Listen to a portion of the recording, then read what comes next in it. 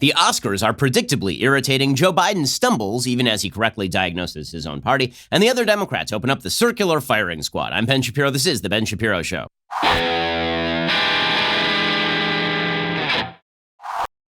Today's show is sponsored by ExpressVPN. My savvy fans secure their internet. Join them at expressvpn.com/Ben. Well, you may have noticed that things are crazy, right? It's just the beginning of the year, and we've already seen mass chaos, cats and dogs living together, chaos in the streets, like the whole thing. Well, this is why you might want to think about diversifying your portfolio at least a little bit. And one of the ways you can diversify your portfolio is to put at least a little bit of your money in precious metals. I'm not saying take all of your money out of the stock market, liquidate it, put it in gold bars and bury them in your backyard. I'm talking about have a little bit of your money in precious metals, because the fact is the government messes around with the currency. The government messes around with the value of things that you own. So why wouldn't you at least diversify into something that the government doesn't really control, and that is the price of gold. If you haven't yet taken the first step of requesting a free information kit on gold, go ahead and do it. If you haven't converted a portion of your eligible IRA or 401k to an IRA in precious metals, at least go and have the conversation. Birch Gold will go to work and make things super simple. There's no obligation, so you have nothing to lose to take that first step. Birch Gold Group has thousands of satisfied customers, countless 5-star reviews, and A+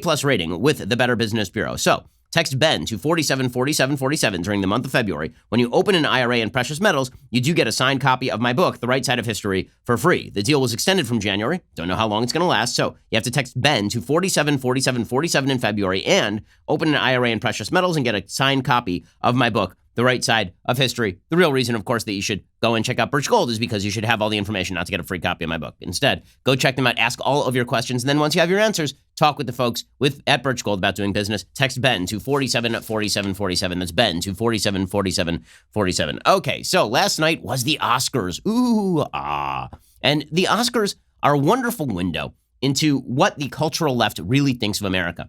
The Oscars every year do more to help President Trump than any other cultural event in America, truly, because it's finally when the American people get to see what all of the people on the coast truly think of them. And as I say, I don't think that everybody on the coast really thinks the way the people at the Oscars think, but enough of them do. And it is amusing, I will say, to watch the Oscars outwoke themselves. Basically, the Oscars writ large are this story that I talked about on the show last week. There's a show I talked about on the show last week where a bunch of liberal white women were hiring a couple of women of color to lecture them about how unwoke they were.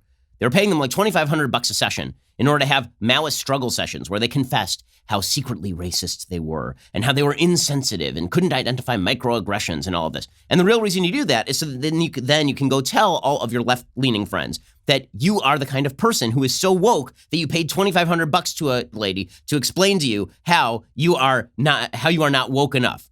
I mean, this is the idea here. It's really because the impressive level of subversive racism that exists in the left-wing community, it truly is incredible. It truly is incredible.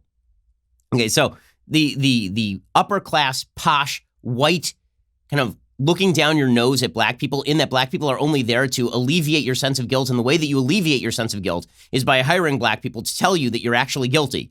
It's really, really impressive, and that's what was happening at the Oscars last night. There's a lot of racial signaling. It was also a lot of class signaling. Nothing more woke than a bunch of incredibly, incredibly rich people who go out there and use their richness to push for socialism. Nothing says that you are woke quite like not giving up any of your money, like still taking millions and millions of dollars to do these movies, but then complaining about class conflict. And this is one way, at least, to see the win for Parasite, which, again, I've only watched about half of Parasite at this point, and seems like a fine movie, like really, but it is a class conflict parable, and folks in Hollywood love this kind of stuff. You have to understand that the Oscars really operate more like the viewer function on Rotten Tomatoes. So on Rotten Tomatoes, when they rate movies, there are two ratings. There's the critics' ratings, and then there's the audience rating. And the audience rating is usually, how does this film fulfill expectations? How does this film make me feel about me? And the same thing is true to a certain extent with the critics. How does this film make me feel about me? Which is why my rule on Rotten Tomatoes, if it's above 90%, there's a really good chance that the movie's terrible. And if it's below 60%, there's a really good chance that the movie's terrible. Okay, well, in Hollywood, the question for the Oscars is always, how does this film make me feel about me? And that's why you see films like Birdman, which no one saw, and of the people who saw it, few liked. It's how that movie ends up winning Best Picture because people in Hollywood are obsessed with themselves. It's how the movie Moonlight wins an Oscar, not because it was the best movie that year, it wasn't, but because it made people in Hollywood feel really good about themselves to reward a movie that was about a black gay kid. Right? This is how Hollywood views itself. So for Parasite, the question is, why would Parasite win? And sure, it's a fine movie, but there are a bunch of really good movies made last year, including 1917, which is going to go down in 5 years as one of the better war films ever made. Ford versus Ferrari, which is going to be a basic cable classic. Once Upon a Time in Hollywood, which is Tarantino's best film. In 10 years, people are not going to remember Parasite. In 10 years, people are going to remember a lot of the other films that were made this year. The reason that Hollywood rewarded this is for two reasons. One, they get to now claim that they are woke because they were awarded a class conflict script. And two, because they now get to claim they are woke because they're awarded a foreign film. And this was the only way of avoiding the innate conflict of having mainly white films nominated. This is all we heard about in the run-up to the Oscars, is how white the Oscars were. Hashtag Oscars so white, so white. And so give it to a South Korean film, and then you don't have to worry about being accused of racism anymore. Now, hilariously enough, those same white people who voted for Parasite will be very much in favor of South Koreans being barred from Harvard so long as it means that affirmative action can apply to people of other races. See, if you're South Korean, you're only a member of a minority group for certain purposes, but not other purposes. But in any case, this may be too deep a read. Let's go into what exactly happened at the Oscars last night. So as I say, this Oscars, as most Oscars have turned into, was the equivalent of a bunch of liberal white ladies hiring a couple of women of color in order to inform them how racist they are. So they hired Janelle Monáe, who has, she's a talented lady, but she's basically made a living the past few years kind of social justice warrioring a little bit. And she starts off the Oscars by lecturing Americans about how the Academy is anti-queer and anti-black because she is queer and black, and that's why she's special, as opposed to she's talented, so she's special. She's talented because she's queer and black, which is weird because neither of those are talents. In any case, here is Janelle Monáe. We celebrate all the women who directed phenomenal films. And I'm so proud to stand here as a black, queer artist telling stories. Happy Black History Month. We're going to get low. We're going to take it to the underground. La, la, la, la, la, la, la, la, la. This is so tone deaf. It's so insanely tone deaf. First of all, I don't know what happened. If she was attacked by a florist shop, but she's walking around wearing a big old cape that's made of flowers and talking about, let's talk about all the women who made great films this year. And the idea is that everybody is horrible for not nominating these women for Best Director.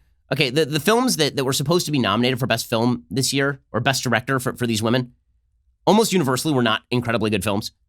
I haven't seen Little Women, which apparently should have picked up every Oscar that was ever made, like including all retroactively every Oscar that has been made since the beginning of time, because it was made by Greta Gerwig, and we know Greta Gerwig was put upon because she was nominated for Lady Bird 2 years ago. But in any case, Janelle Monáe then starts going down the front row to all of these rich white people and trying to hijack them into proclaiming their wokeness with her, right? You can see Tom Hanks trying to bob his head to the beat a little bit, and it's like me trying to bob my head to the beat, right? I mean, I'm a white guy, like not really, not a thing that is happening. I mean, the video of this is so spectacular.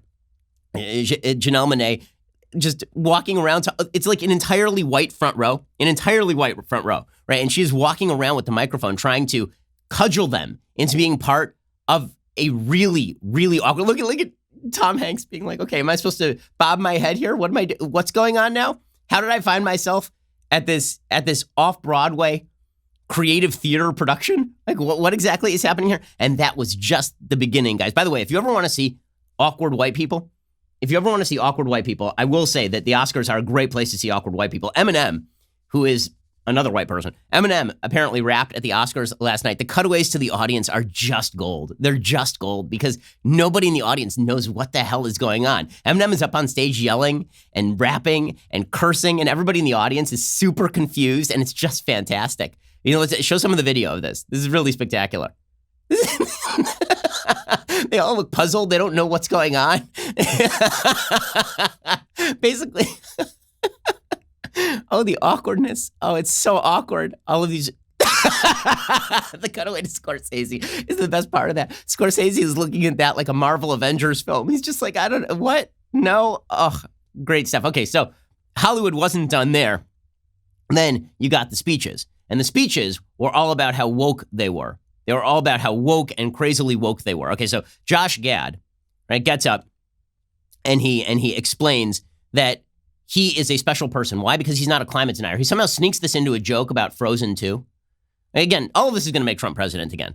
Now, you have to understand that for most people who see any clip from this show, what they're going to feel is an overwhelming sense of irritation at these annoying, extraordinarily wealthy jackasses who pose as our moral superiors while doing nothing actually morally superior.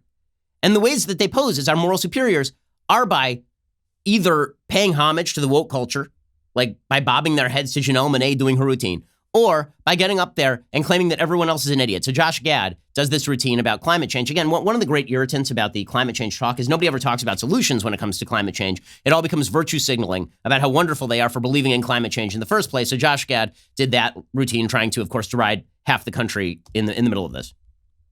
As Mindy noted, animated movies are loved everywhere. In fact, Frozen 2, or as climate change deniers call it, not Frozen 2, has been dubbed in 45 different languages, which means I now have 44 blood rivals around the world.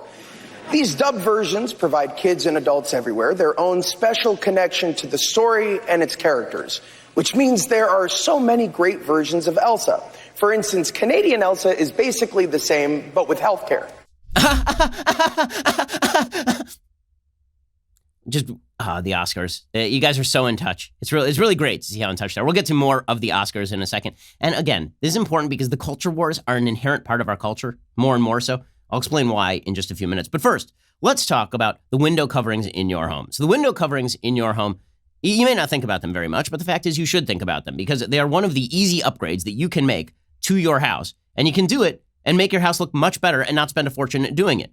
How should you do this? Well, you should head on over to Blinds.com. With 15 million windows covered, over 30,000 five-star customer reviews, Blinds.com is America's #1 online retailer for affordable, quality custom window coverings. Whether you're looking for energy efficiency, you just moved, or you want to refresh the look of your home, Blinds.com makes the whole experience fast and easy. Plus, every order gets free samples, free shipping, a free online design consultation to make sure that everything looks as good in person as it does online. Just send them pictures of your house, and they send back custom recommendations from a professional for what will work with your color scheme, furniture, and specific rooms. And this is the best part. If you accidentally mismeasure, or if you pick the wrong color, if you screw up, Blinds.com will remake your blinds for free. They've really made it easy for you, so there's no excuse to leave up those mangled blinds. For a limited time, my listeners get $20 off at Blinds.com when you use promo code Ben. That is Blinds.com, promo code Ben for $20 off faux wood blinds, cellular shades, roller shades, and more. We have done this in our house. It makes our house look a lot better. Blinds.com, promo code Ben. Rules and restrictions do apply. That is Blinds.com, promo code Ben. Go check them out right now. Blinds.com, promo code Ben for $20 off. Okay, Brad Pitt also got up at the Oscars and decided that he was going to jump into the political act. I definitely trust the judgment of somebody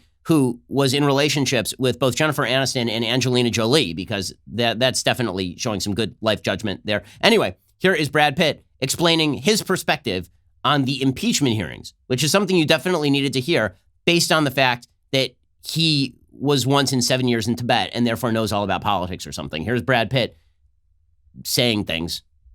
Thank you to the Academy for this honor of honors. They told me I only have 45 seconds up here, which is 45 seconds more than the Senate gave John Bolton this week. I'm thinking maybe Quentin does a movie about it. In the end, the adults do the right thing. And they're all laughing, don't you see? Because they're laughing. It's just great. Okay, the virtue signaling was not limited to inside the hall. Natalie Portman decided she was going to virtue signal also. Again, the lack of any sense of reality among these people is insane. They're so, these people, they are so brave. So are the stunningness, the bravery. How could they be so brave and yet so controversial at the same time? Such stunning bravery. Natalie Portman, who is wealthy beyond wealthy. Right? Natalie Portman, who's been given at least one, or she won an Oscar for Black Swan. So she herself has been heavily rewarded, despite, in my opinion, being a wildly overrated actress. In any case, she shows up on the red carpet wearing a cape. But it's not just any cape. It's a cape that is embroidered with female directors, the names of female directors who are not nominated and therefore are greatly put upon, despite the fact that they earn millions of dollars to direct apparently mediocre films. I mean, seriously, the names of the directors that are on there, on her cape, they include the director of Hustlers. Really, does anyone think that Hustlers deserved a Best Director nom this year? Like, does anyone think that Hustlers really, really required a Best Director nomination this year? One of the directors is the director of the Mr. Rogers film. Does anyone think that the Mr. Rogers film deserved a Best Director nomination this year? Does anyone think that Greta Gerwig desperately needed a Best Director nomination after winning a Best Director nomination for Lady Bird? And what exactly are we talking about here? The bottom line is that according to Hollywood, this makes Natalie Portman not have to worry about the fact that she is wealthy and that she has a really easy life. She is now part of the victimized, right? She is part of the coalition of the dispossessed. And so the question becomes, dispossessed by whom? So people do this routine, oh, well, dispossessed by the Academy, because the Academy is the font of all evil. It's super white. So what does the Academy do? Instead of the Academy making fun of all this nonsense, the Academy jumps right into it, and they flagellate themselves. And the Academy brings all these people forward, and then they say, look, we know that we've got a problem, guys. We know that we've got a problem. And the first step towards solving a problem is admitting you have a problem and bringing forth people like Natalie Portman, a true victim in American society. When I think victim, I think Natalie Portman, don't you? She lives in France with her husband. I feel really, really terrible for Natalie Portman. And I feel terrible for all those directors who are given millions and millions of dollars to play with to make really, really kind of mediocre films. That's pretty spectacular stuff. At least I will hand it to Joaquin Phoenix. At least Joaquin Phoenix is crazy. Like, all these other people are pretty much sane. So when they do stupid things, then you just make fun of them. Joaquin Phoenix, I'm not sure whether you're even allowed to make fun of Joaquin Phoenix at this point. Because honestly, he sort of morphed into, is he still role-playing? Is he still just being the Joker? Like, did he ever get out of the mindset? So Joaquin Phoenix gets up there, and he's been going around making these sort of environmentalist statements. He really made a sacrifice for the people this year and for the people of Earth. He only has one tuxedo, Joaquin Phoenix. And he pointed this out, that unlike all these other people who have 10 tuxedos, he only has one tuxedo. Right? Just like all the poor people only have one tuxedo. So if you go below the poverty line, everybody's got a tux, $1,000 tux hanging in their closet. In any case, Joaquin Phoenix wins Best Actor for the Joker. And he makes an insane speech about cows and milk, which is weird because I recently saw Joaquin Phoenix wearing a vegan t-shirt at a restaurant that serves pretty much only meat. In any case, true story. Here's Joaquin Phoenix last night at the Oscar lecturing us all about speciesism, which is, again, a real hot take. That really is the tragedy. I mean, truly, Joaquin Phoenix should have shown up with the names of cows embroidered on his tuxedo. Which, I mean, like Betsy, Old Blue, right? I mean, they weren't nominated for anything either. These cows that have given us our sustenance for generations, and not one of them was nominated for an award. Not a single one of them was nominated for an award. Not a single cow. Unbelievable. Here's Joaquin Phoenix explaining to all of us that veganism is the way to go and that basically drinking milk is like you're a Nazi. We go into the natural world and we plunder it for its resources. We feel entitled to artificially inseminate a cow, and when she gives birth, we steal her baby, even though her cries of anguish are unmistakable. And then we take her milk that's intended for a calf, and we put it in our coffee and our cereal. What now? What now? Like, between, we have to embroider his coat with milk, like 2% whole. Like, what the hell is going on here?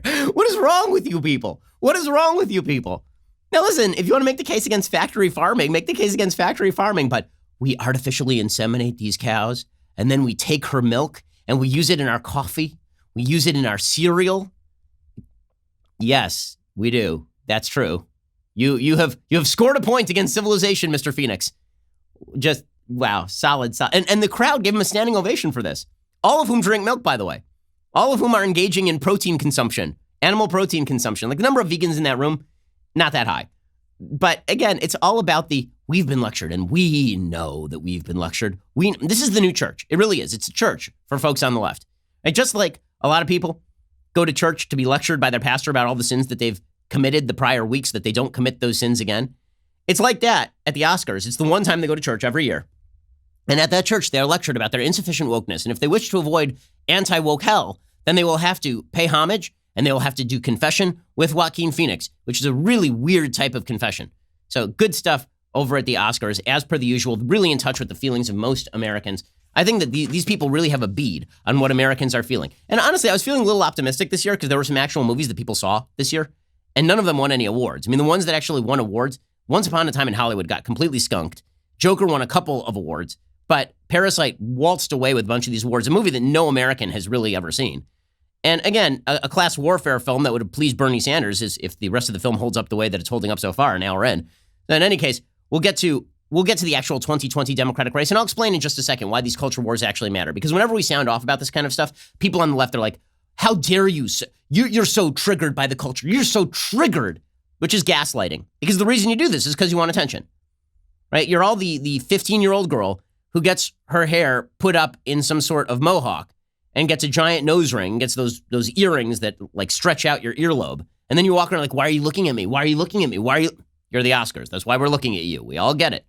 Okay, we all get that you want attention. So if we give you attention, you don't get to whine about us giving you attention. And if we make fun of you, you don't get to whine about us making fun of you. Of course we're making fun of you because you look like idiots. You look like a bunch of woke morons who have no actual relationship. Like, is there a single impoverished person in America who feels better off today because of what was done at the Oscars last night? Whose pocketbook got thicker last night?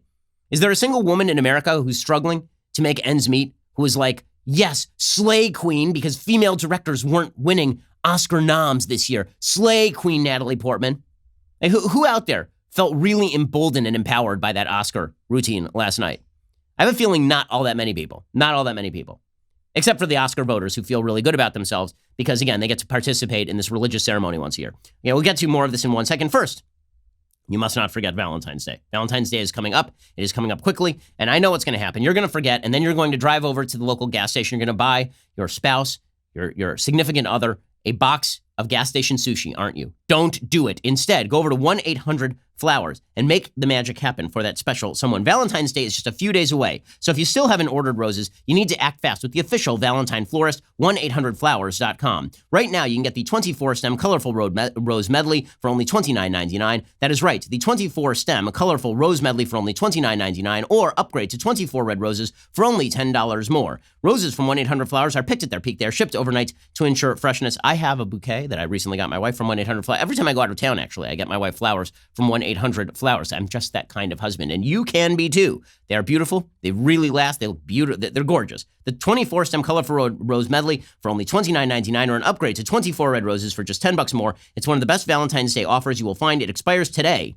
while supplies last. So, like, today is the last chance. Pick your delivery date. Let 1-800-Flowers handle the rest. When it comes to impressing her on Valentine's Day, trust in the Rose Authority. 1-800-Flowers.com. To order the 24-stem colorful rose medley for $29.99, or upgrade to 24 red roses for only $10 more, go to 1-800-Flowers.com/Shapiro. Order today and save at 1-800-Flowers.com/Shapiro. Hurry. The offer expires soon. That's 1-800-Flowers.com/Shapiro. Hurry. That offer does expire soon. These flowers are the most beautiful flowers in the world. Okay, so what the left will do is whenever a culture war is declared, they say, why is the right so triggered by this? Why are you so upset by this? Where you were watching, you didn't have to watch. That's true. I didn't have to watch. And the truth is, I didn't watch part of it because why would I? But when you declare war in the culture, that stuff has deeper roots. It does. It has these deeper roots. And that was not the only, again, it was a theme throughout the night. Never has anybody gotten up at the Oscars and just given like a basic American tribute.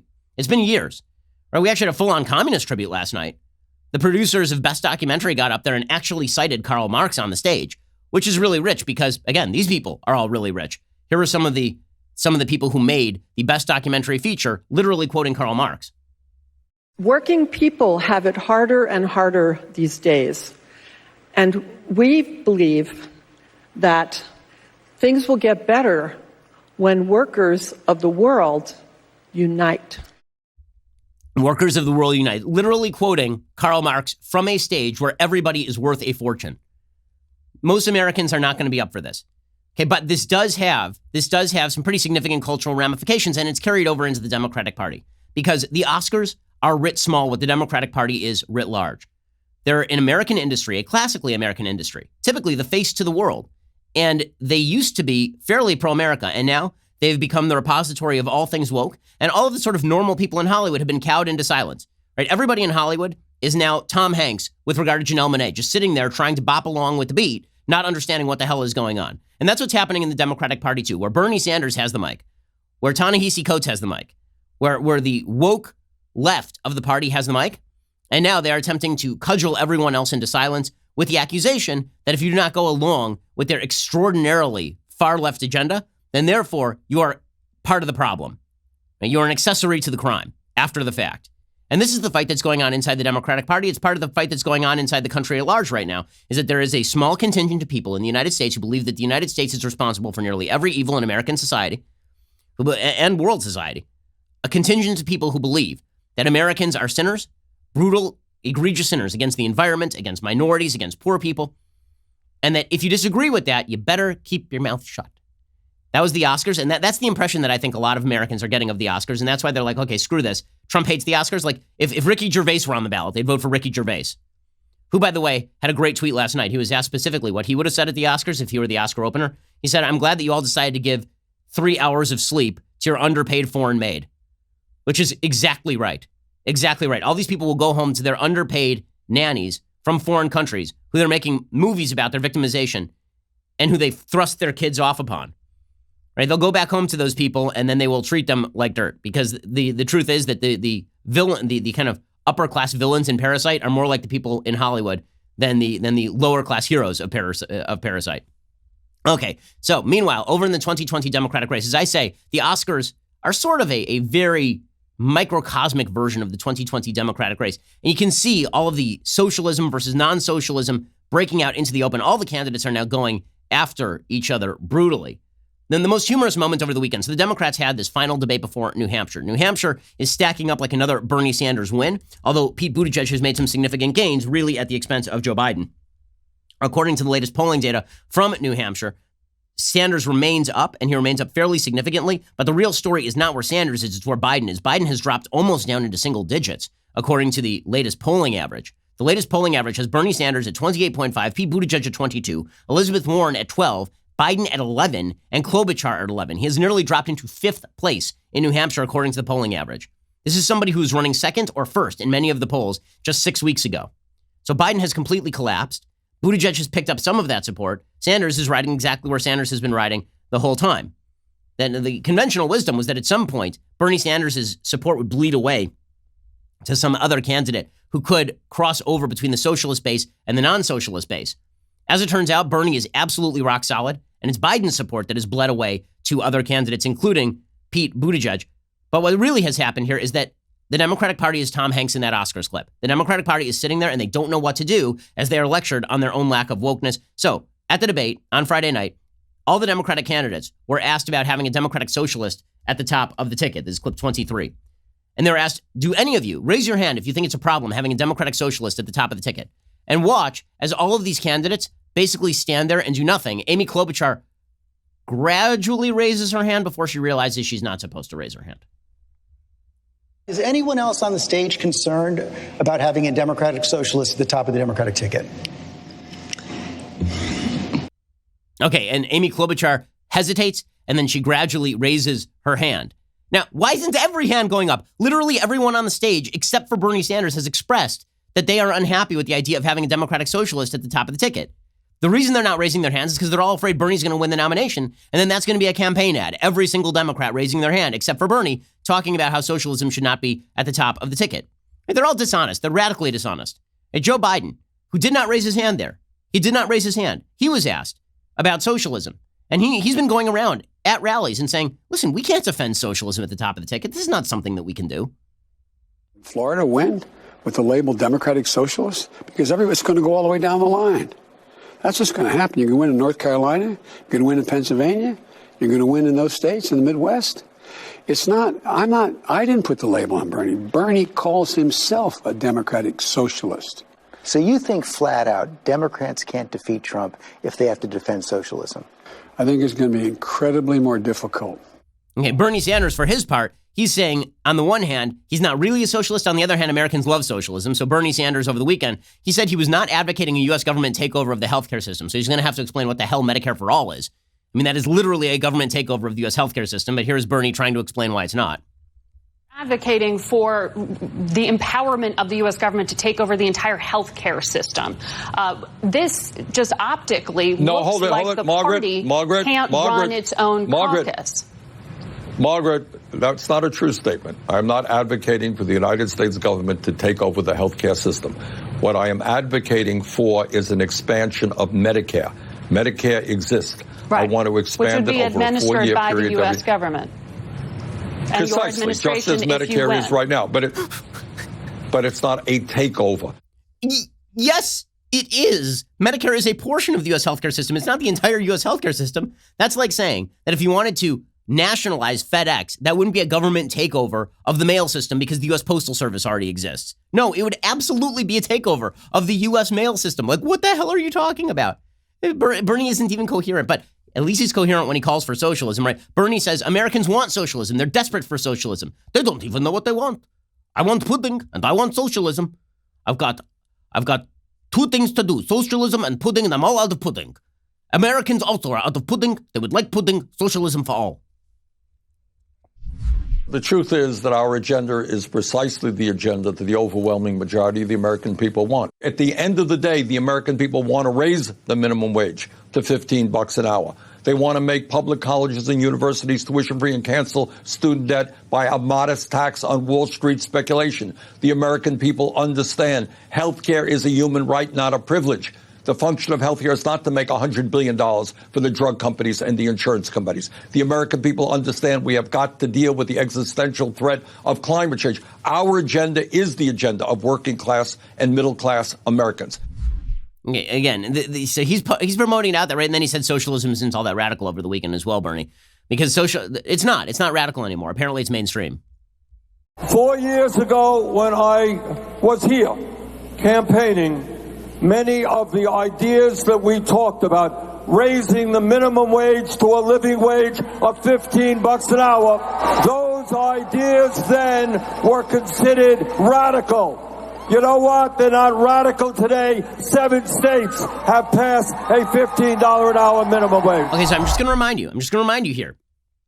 Every Democrat, except for Amy Klobuchar, kept their hand down when asked if it was a problem to have a socialist at the top of the ticket, and virtually every Democrat on that stage has said openly it is a problem to have a socialist at the top of the ticket. Pete Buttigieg, who is wildly dishonest, he said it'll be hard to defend socialism. Right? He said it's going to be hard to defend socialism. He said this over the weekend, but he wouldn't raise his hand on that stage, would he?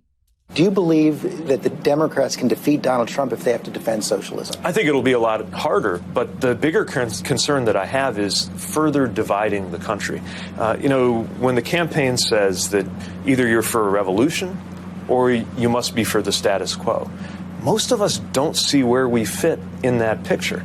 Okay, so he's ripping on the Bernie Sanders socialism too, but none of them have the stones to actually just say to Bernie, no, this is a bunch of crap, and what you're promoting here is a bunch of garbage. And so instead, they've all been hijacked. And they're supposed to be grateful for the hijacking, right? They're supposed to be grateful to Bernie. Again, it's the Oscars crowd trying to bop along to Janelle Monáe. That's all this is. That's all this is. And it's hilarious. It is indeed hilarious. Now, they've all opened up their guns on each other, and that too is hilarious. We're going to get to the drama of Joe Biden, who is just falling apart, but also smacking Pete Buttigieg, and properly so. We'll get to that in just 1 second. Okay, guys, this is basically the last chance for you not to screw up Valentine's Day. Like, what are you going to get for your significant other?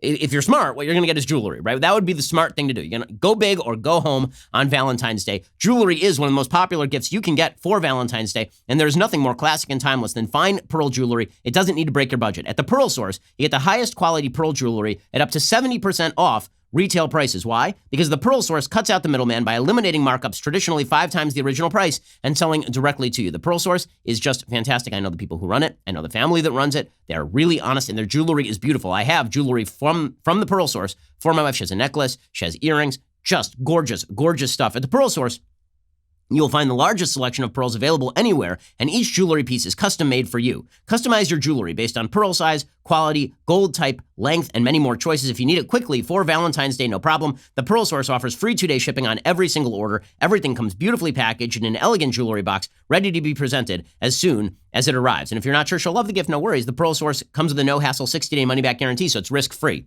Makes me happy because half the time I pick the wrong jewelry for my wife. Go to the Pearl Source, save up to 70% off retail prices, and for a limited time, listeners to my show can take 14% off your entire order for Valentine's Day. Again, this is gorgeous, gorgeous stuff. Go to thepearlsource.com/Ben. Enter promo code Ben at checkout for 14% off your entire order. I've known the people who run the Pearl Source for literally decades at this point. If you want fine pearl jewelry at the best prices online, go straight to the source, the Pearl Source. That's thepearlsource.com/Ben. Enter promo code Ben at checkout. That's thepearlsource.com/Ben. Enter promo code Ben at checkout to get 14% off your entire order. Okay, we're going to get to more of the Democratic circular firing squad because it really is a mess out there. And we will talk about who is picking up the momentum, why Michael Bloomberg is sleeping a little bit better at night these days. First, if you haven't noticed already, 2020, crazy news-filled year, and the election race is just getting started. We know you need to know everything from debate and primary updates to the latest nonsense from the Democratic candidates. The best way to stay informed is to become a Daily Wire member and get comprehensive news and opinion from us on demand. So we are giving you 20% off all new memberships. Yep, that's 20% off all new memberships when you use promo code DW2020. Members get our articles ad-free, access to all of our live broadcasts and show library, the full 3 hours of the Ben Shapiro Show, select bonus content, access to the mailbag, and now my election insight op-eds. Plus, our new all-access tier gets you into live online Q&A discussions with me, Andrew Klavan, Matt Walsh, Michael Knowles, plus our site's writers and special guests. Let us answer your questions and help you stay one step ahead of the left. If you haven't already, download the Daily Wire app so you can get push notifications for breaking news and special coverage. It really is an awesome feature. Again, that is promo code DW2020 for 20% off. Join today. Stay informed on all things 2020. Again, that's promo code DW2020 for 20% off. Join today. Stay informed on all things 2020. We are the largest, fastest growing conservative podcast and radio show in the nation.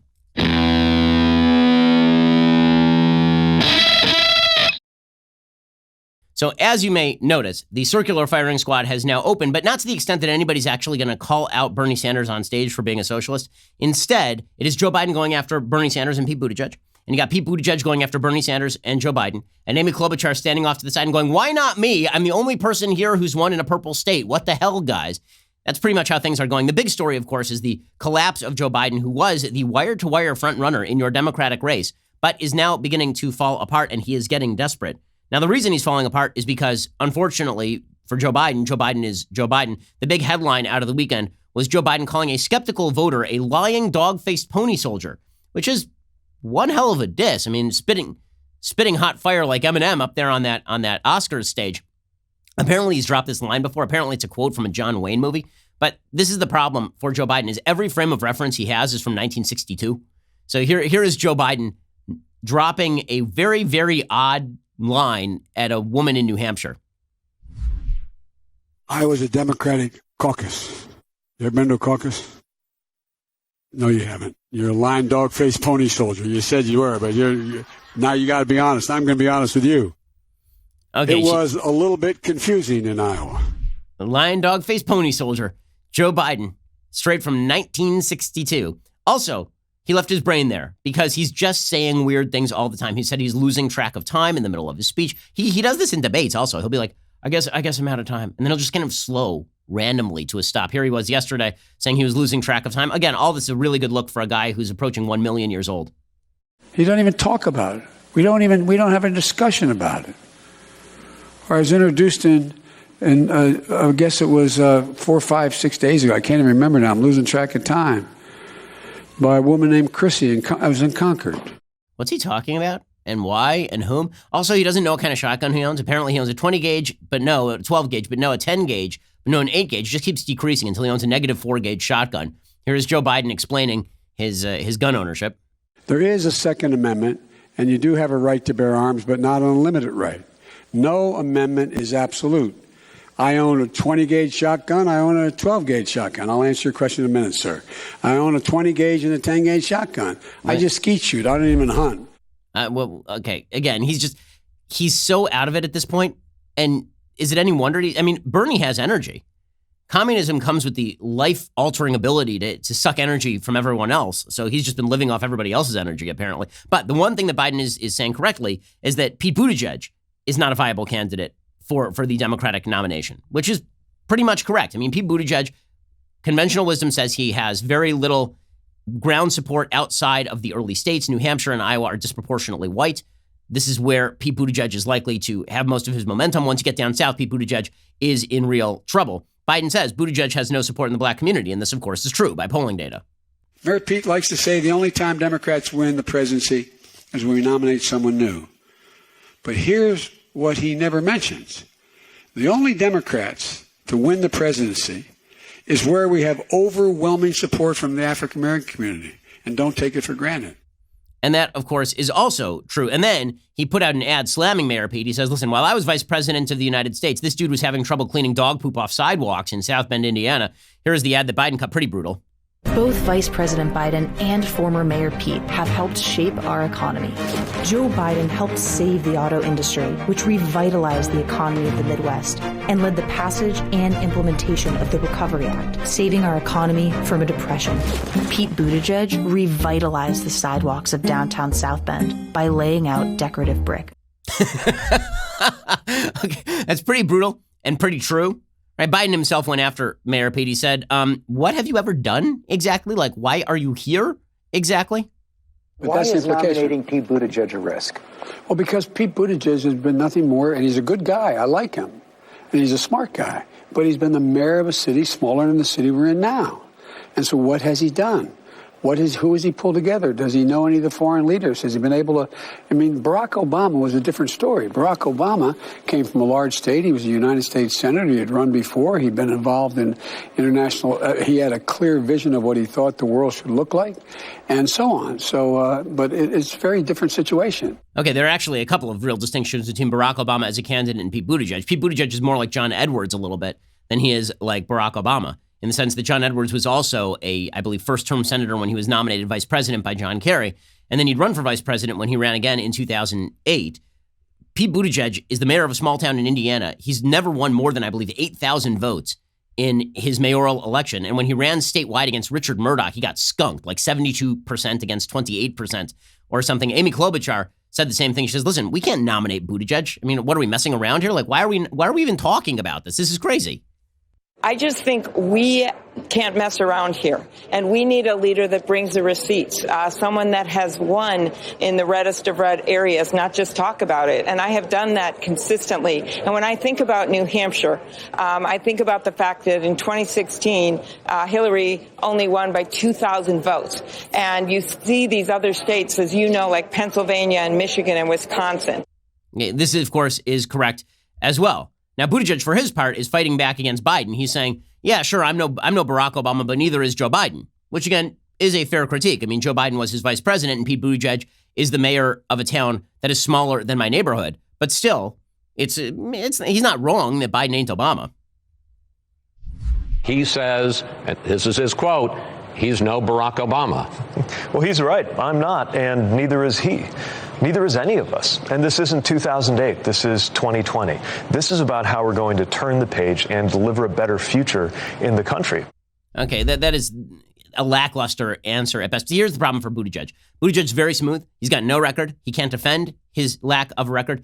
And also, Pete Buttigieg is, I think people are going to get the general impression that he is dishonest because people try to portray him as though he is a moderate, and he is not actually a moderate. Right? Again, Pete Buttigieg was defending late-term abortion again over the weekend. I mean, this is the most radical position in the Democratic Party platform. He was sitting with NARAL Pro-Choice America, which is the wild anti-life organization. And here is Pete Buttigieg explaining again why he's in favor of late-term abortion being available. Usually, we're talking about cases where, by definition, if it's late term, a parent, a family, a woman is expecting to carry a pregnancy to term and then gets devastating medical news. Something about the life or health of the mother or the fetus that creates an unthinkable decision. And in those situations, what we know is that decision will not be made any better medically or morally because it is being dictated by some government official. Okay, this is the answer he keeps on giving, and he's basically just allowing late-term abortion to go forward, which is the most radical position in American politics on all of this. By the way, while he claims he's anti-socialism, he's also ripping into Bernie for being too rich. So he's trying to have it both ways. Bernie, for his part, did slam Buttigieg. He says, listen, this guy keeps claiming that he is some sort of man of the people. He's doing wine cave fundraisers in among billionaires. Here's Bernie slamming Buttigieg. Again, Bernie's more authentic than Buttigieg is, for sure. I do not believe that any group, Our Revolution or anybody else, should be raising money from wealthy people. And I'm not asking for their health. They legally can do what they want to do because you have a corrupt political system. But I would also point out that I'm running against a candidate, Pete Buttigieg, among others, who has raised contributions from more than 40 billionaires, including the CEOs of some of the largest drug companies in America. Okay, what he's saying right there is true. Buttigieg's response is, yeah, well, Bernie has a lake house, which, okay, except that you're supposed to be the man of principle when it comes to these sorts of issues, right? Buttigieg is happy to take that money because that's where he's getting the money, right? He doesn't have a movement like Bernie. He doesn't have any support outside of basically college-educated white people, right? That is the center of Pete Buttigieg's support base. Middle-class people, lower-class people in terms of income, they are not Pete Buttigieg fans. Here is Pete Buttigieg hitting Sanders for being too rich, but this ain't going to play. Bernie's pretty rich, and I would happily accept a contribution from him. Look, this is about making sure we bring everybody into the fight at a moment when we're going to be going up against Donald Trump, who, with his allies, are raising, I think the other day they raised $25 million in one day. This is the fight of our lives. I'm not a fan of the current campaign finance system, but I'm also insistent that we've got to go into this with all of the support we can get. He is so wildly dishonest. And here is the problem for the Democrats. So here's what the race is coming down to at this point. Biden is fading really, really horribly. There's a good shot that he finishes 5th in New Hampshire, which is disastrous for him. Unless he has expended every iota of cash he has in Nevada, unless he wins Nevada, he is toast. And if he loses Nevada, and if Bernie wins Nevada, if Bernie wins Iowa, New Hampshire, and Nevada, Bernie's the nominee. If Bernie wins Iowa and New Hampshire, and he finishes 2nd to Biden in Nevada, then he still has a decent shot at the nomination because, again, all of these delegates are proportionately split across the states. Meanwhile, one of these quote-unquote moderates is trying to rise up and take the Joe Biden mantle. If that's Pete Buttigieg, you really think that Pete Buttigieg is going to out-earn Bernie Sanders with black voters in South Carolina? That's not a thing that's going to happen. Bernie Sanders has been exposed to those voters for a very long time. Pete Buttigieg is widely perceived as an upper-class white person. And the fact that he is not rich is mainly a function of the fact that he left McKinsey and decided to go into politics. We all know that the minute that Pete Buttigieg leaves politics, he will be extraordinarily wealthy again. The chances that Pete Buttigieg is going to be worth not a lot of money at age 60 are zero. Pete Buttigieg will be worth a fortune. Okay, and everybody knows that. Okay, so the Pete Buttigieg replacement of Joe Biden at the top of the sort of moderate wing of the Democratic Party is uncomfortable at best. The best replacement for Joe Biden at the top of that Democratic Party sort of moderate wing would be Amy Klobuchar, but Klobuchar can't buy attention, which is wild, again, because I think that Klobuchar is the most electable of these Democrats. If you were going to take any of these Democrats and put them up against Trump, Klobuchar would be the one. Right? Klobuchar does not off-put people. She would win suburban women running away. She is more moderate on a lot of the key issues than these other Democrats are. She openly speaks out against socialism. Like, she'd be very difficult for Donald Trump to beat in a lot of these swing states, Amy Klobuchar. She's the person who would be most dangerous to Trump probably in a national election. But Bloomberg, here's the problem. Here's what happened. It's so weird in this race. Early on, the question was going to be, there were really a couple of different lanes in the Democratic Party. And we had suggested maybe 3 lanes. There was the intersectional lane. That was going to be filled by Kamala Harris and Cory Booker. And that lane started to fall apart pretty quickly because nobody from the intersectional lane could buy a ticket in the other 2 lanes. The other 2 lanes were the so-called moderate wing of the Democratic Party. That was Klobuchar and Biden. And Biden was dominating that wing, and he was shutting people out. And then there was this 3rd wing, and the 3rd wing was Sanders and Warren. So the grand assumption is that somebody from that middle wing of the Democratic Party was going to reach out to the intersectional wing or reach out to the socialist wing, and that a crossover candidate from that middle wing was going to have the best shot at winning the Democratic Party nomination. Instead, as it turns out, because Biden had really closed the door to so many people in that middle wing, because he had been this very weak frontrunner, but he'd been prohibiting anybody from rising, as he collapsed, it turns out that people rushed into that middle wing, and the only person who is left in that far left wing is Bernie.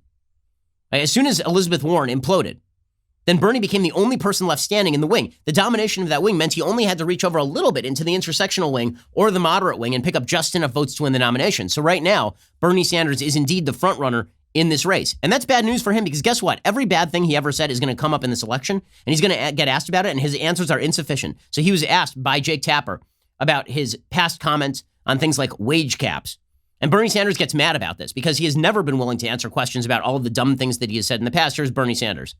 Early in your political career, way back in 1974, you said that it should be illegal to earn more money than someone could spend in his or her lifetime. You proposed a maximum wage cap on the highest earners. What year was that? 1970. What year was that? It was 45 years ago. Look, Jake, in all due respect, that was 7 years before I was alive. Did you go back to my 3rd grade essay when I was in PS 197 about what I said? You were a grown man I said in your 40 30s. or 50.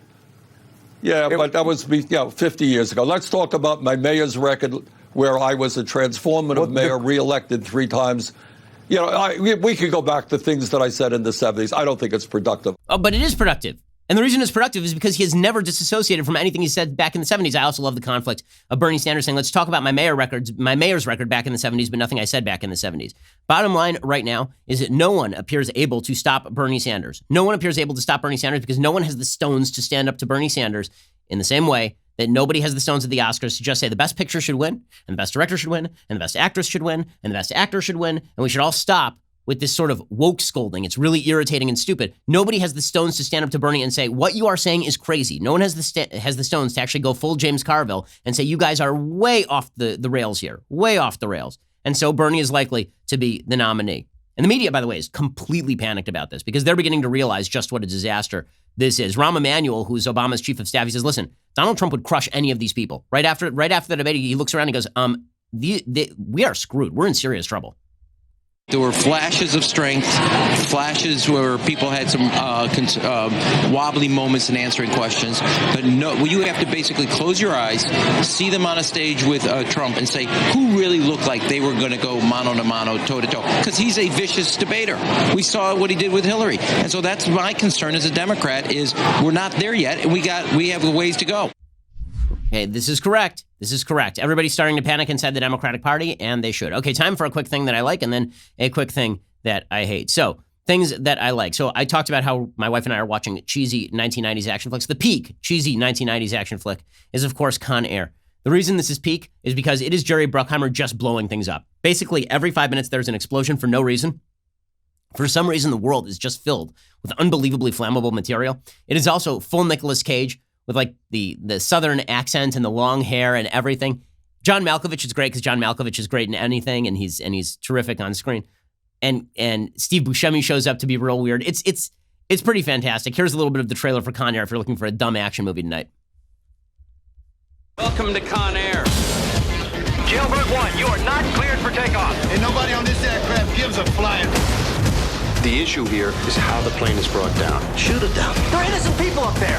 He's got a little girl to come home to. He's been waiting for this day for 8 years. It's so great. What are you gonna do? The Nicolas Cage fading hairline, but he's got like the long hair like a 1970s rocker. This summer, check your weapons. It's so spectacular, this movie. Take your seat. It's so bad and so good at the same time. I mean, all you have to know about this movie is understand that the movie opens with Nicolas Cage, who is a former basically special forces, Navy SEAL guy. He comes home and he's seeing his wife for the first time in years, right? Or at least in months. He goes to a bar, he wants to dance with her, and 3 drunk truckers decide to confront him and rip the medals off of his shoulder for no reason at all. He then gets in a fight with them, right? They attack him with a knife and he kills one of them. And then he is sentenced to 10 years in prison for this. Why? Because the judge says in the dialogue, the judge literally says in the dialogue that the rules do not apply in the same way to people who are in the military because their hands are like deadly weapons. Okay, which, by the way, as a lawyer, that's not a real thing, that like at all. But it's spectacularly dumb movie. Pretty fun to watch. You can check out Con Air. Okay, other things that I like. So AOC demonstrating why she has an econ degree from Boston University. She was speaking over the weekend about economics, and she somehow came up with an economist named Milton Keynes, which is weird. So here is AOC talking about the well-known economist Milton Keynes, which is like the sort of like the well-known economist Frederick Marx. Here she is. I was just reading today about how Milton Keynes, a famous economist back in the day, predicted that by 2030, U.S. GDP would grow 6 to 8 times what it is, which would allow for everyday people to work 15 hours a week. So the thing fresh. about that is that Keynes's predictions weren't completely wrong. So fresh, so face, incredible freshness and faceness. Milton Keynes, solid stuff there. That wasn't the best part of her little Instagram fest over the weekend. She also had on her boyfriend, Riley Roberts, to discuss how white people can combat racism, which is just, again, everything that is wrong with the Democratic Party and the Oscars in one little clip here. I think one of the effective ways is just to talk and kind of help teach them about why some of the things they believe or say or think are wrong. Mm-hmm. Not necessarily racist, but that they're wrong. And that'll sort of chip away and, contribute to some development in this area, but not necessarily take somebody from being a racist to not being a racist in one conversation. And it's just always being open to learning about racist things that we may have said or done without judgment and defensiveness. And he's like, oh, God, I'm going to get lectured, aren't I? I answered that question wrong, and AOC's going to lecture me about my internalized racism, isn't she? It's just going to be so awkward. It's going to be so awkward. And I'm going to have to sit there like Tom Hanks while AOC raps at me. It's going to be weird. She's going to put on like a weird flowery coat thing, and she's going to yell at me about how I'm not woke enough. It's got to be strange being on the left, really, and being lectured about your own wokeness while you're not woke enough, but you're woker than the right. I mean, at least you're not a right winger, but you're not woke enough. And you just spend all day thinking about your own racial sins. Spectacular stuff. Okay, I think we've run out of time for things that I hate. Plus, there were a lot of things that I hate today anyway. So we'll be back here later today with 2 additional hours of content. Otherwise, we'll see you here tomorrow as we approach the New Hampshire primaries. Bernie Sanders in the lead, Pete Buttigieg quick on his heels, and Joe Biden way the hell back. We'll talk about all of that very soon, so stick around. We'll see you here a little bit later. I'm Ben Shapiro. This is The Ben Shapiro Show. The Ben Shapiro Show is produced by Colton Haas, directed by Mike Joyner, executive producer Jeremy Boring, senior producer Jonathan Hay, supervising producer Mathis Glover and Robert Sterling, assistant director Pavel Wydowski, technical producer Austin Stevens, playback and media operated by Nick Sheehan, associate producer Katie Swinnerton, edited by Adam Sayevitz. Audio is mixed by Mike Coromina. Hair and makeup is by Nika Geneva. The Ben Shapiro Show is a Daily Wire production. Copyright Daily Wire 2020. Oscar winners quote Karl Marx. President Trump torches his critics, and the Democratic presidential candidates beclown themselves in Friday night's debate. We will examine the politics of show business, the showbiz of politics, and why the left can't meme. Check it out on The Michael Knowles Show.